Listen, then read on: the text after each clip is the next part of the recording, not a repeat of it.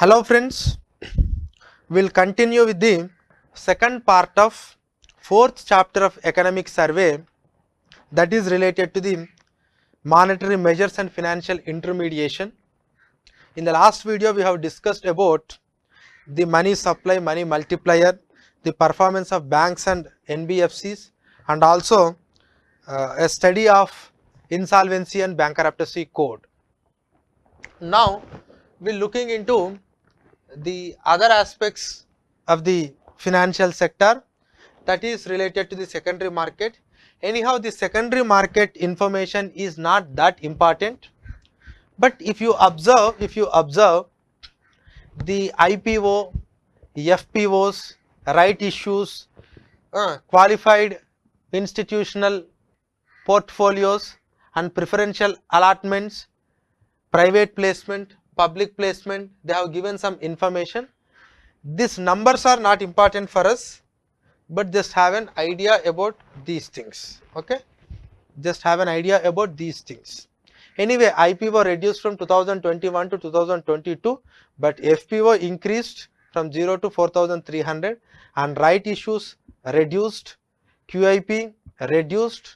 But when you take the case of number, IPO number increased, IPO amount reduced, IPO number increased. Okay, in total the equity issues increased, the amount reduced. More people want to participate, but less response from the people. That is what you can draw. And one more important fact that they have given here: in May 2022, the central government diluted its stake in the Life Insurance Corporation of India and listed it on the stock exchange, thereby making LIC's IPO the largest IPO ever in India and 6th biggest IPO globally of 2020-22. So in India it is the biggest IPO. Next, so they have given about some indicators, performance of indicators, though it may not reflect the complete picture of economy, but certainly it reflects a part of the economic performance. And they have given some information related to the other countries' stock exchange performance, and they have given India. If you see the India from March 31st 2022 to December 30, 2022, the Nifty increased by 18%, Sensex is 17%. If you looking into the China, it is only 8. If you looking into the Brazil, it is negative, Korea negative, okay, USA is positive, equivalent to that of India. When it comes to the Dow Jones, again it is less, Nasdaq of USA is high. When it comes to the S&P of USA 20, and in remaining they are low.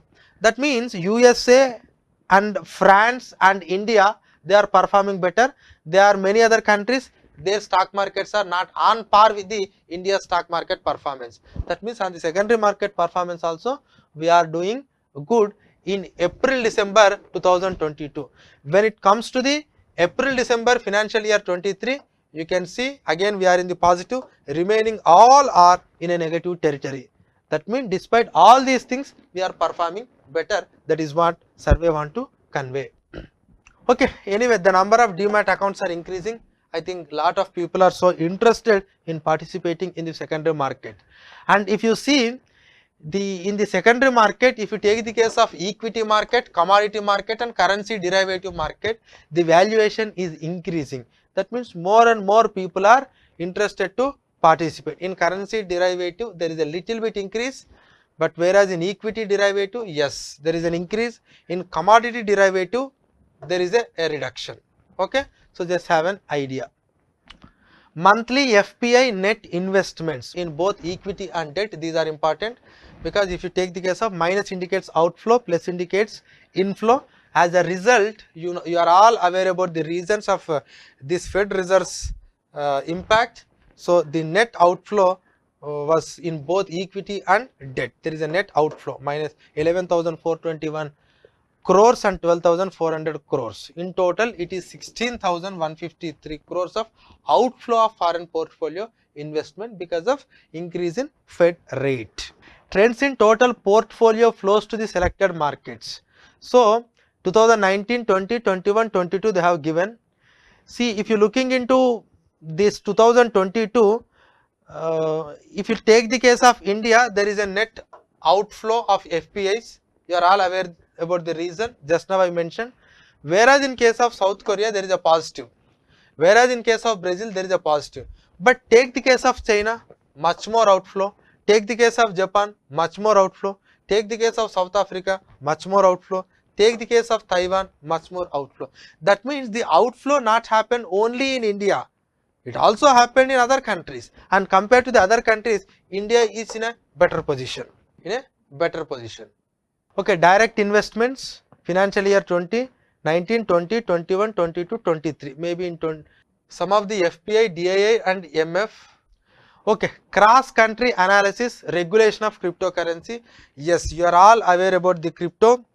Last year in the budget, they have announced some taxation on the crypto, because the government is not coming up openly to say that we are going to ban the crypto. No, they are in a view to regulate the crypto, because crypto is now more attractive investment, though there is some sort of challenges and risks are there, but still people are interested, and moreover technology is associated with it. And in a domestic in a domestic country, you alone cannot regulate the cryptocurrency. Even to regulate in your own country, you have to take the help of foreign countries, because investors can be foreign, and your Indian can invest in a crypto in a foreign country. So that is why international coordination is important, and even the G20 recently, in G20 group also discussed about how to regulate the crypto, because regulation of crypto is inevitable. If you don't regulate, some people will regulate. Don't think like if you regulate it will be free, but it will not be free, someone will regulate. And recently Government of India brought these cryptocurrency transactions under PMLA, Prevention of Money Laundering Act. So they are talking about this, and even OECD, G20, they are all discussing about this crypto. And if you see the market cap of the crypto, you can see the crypto market capitalization. So though there was a decline, but still it is having some good sentiments. And Economic Survey has given some important points related to the cryptocurrency. So while crypto assets were apparently designed to disintermediate traditional financial service, this has created a new unregulated intermediating entities. This is very, very important. Actually, when you talk about cryptocurrency, normally we feel like, no, this crypto is something decentralized. It was not regulated by anybody. But the point you must understand is, okay, it is not regulated by somebody, it is decentralized, there is a transparency, but somewhere you need to do the transaction. The transaction will happen only through the exchanges, and these exchanges has become an unregulated, actually these exchanges are regulating entities, but they are becoming an unofficial regulated entities. In theory there is no regulation, but in practice they are regulating. So regulation done by the private people is much worse than the government regulation. So that is why we are talking about decentralization, but that decentralization is not happening because it creating new unregulated intermediaries. And here the promise of decentralization has also yet to be realized in practice. New centralized intermediaries such as crypto asset exchanges, wallet providers and crypto conglomerates requires users to trust the centralized entities. So definitely there will be a trusted entity to regulate the crypto, otherwise these unregulated entities started regulating the crypto, that completely won't serve the purpose of crypto, because private people started becoming a mafia. So that's the problem. So the increasing importance of these entities could force regulators to consider them as a systematic financial market infrastructures. So now the increasing importance is increasing. Okay, maybe now you are in a dilemma, but every year the importance of the crypto is increasing, then definitely a regulator has to come up with their own regulation, and they must recognize or they must consider it as a systemic financial market infrastructure. So you have to create a market infrastructure. For promoting this crypto. So somewhere that regulation should come from the government of India. So your economic survey is not talking about banning of crypto. Perhaps you have to regulate it. If you don't regulate, someone will regulate. Still, the fact that they are yet largely unregulated is a cause for concern globally. They want to invest, they are ready to do it, but they are having a concern related to this regulation.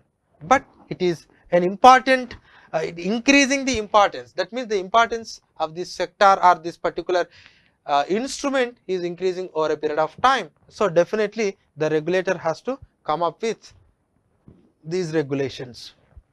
And they have given some information related to the gift city, just read it. And development in the insurance market, again this is important, development in the insurance market. So in the insurance market, insurance is very, very important. Insurance not only provides the social security to both life and as well as non-life, but it also provides the long-term funds for the infrastructural development. Because once you started policy, until and unless something happened, you cannot claim it. So that is why the insurance companies are having lot of funds with a longer maturity. Definitely they can give it, they can fund the different infrastructural projects whose longevity is very high.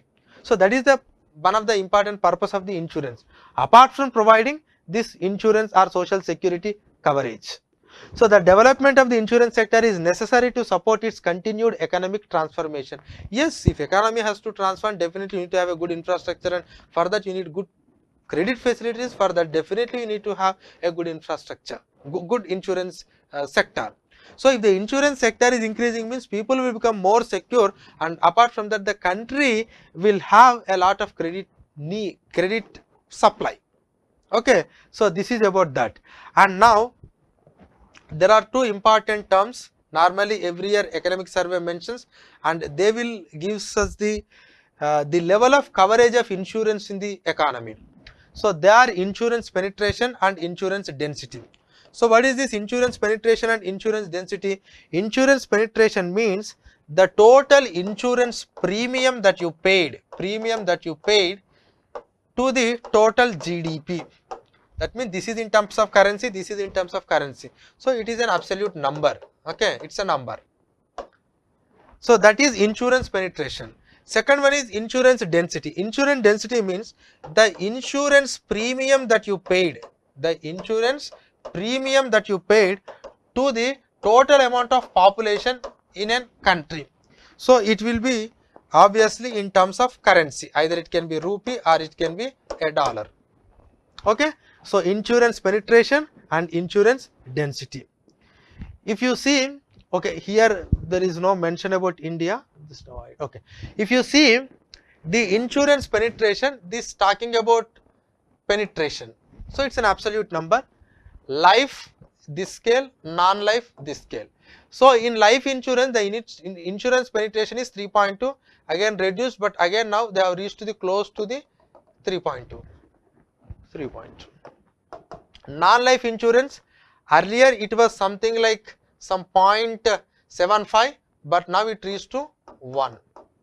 This is insurance penetration. When it comes to the insurance density, okay, life insurance sector, this scheme, we are at something like $42-43, but now we reach to almost 70, that is $69 in case of life.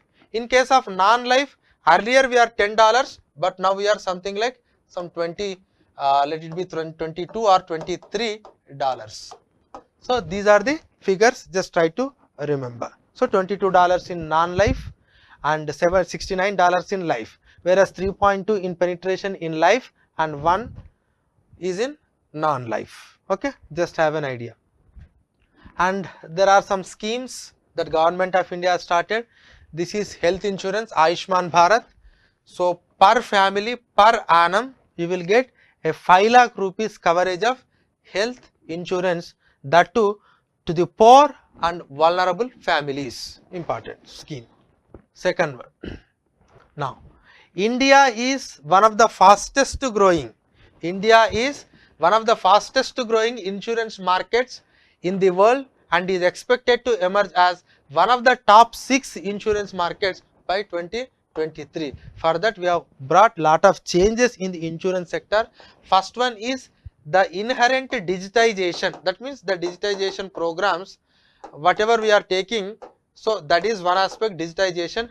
Apart from digitization, recently we have increased the FDI limits to 74%, so that will also helps. So it will help us to attract the foreign investment. So increase in FDI limit for insurance likely to facilitate an increased flow of long-term capital, and insurance, the capital coming in the insurance sector is certainly a long-term capital, that will serve lot of purposes in India. So that long-term capital, and when long-term capital coming, long-term capital alone will not come. Long-term capital with the help of global technology, processes and international best practices, which will support the India's insurance sector.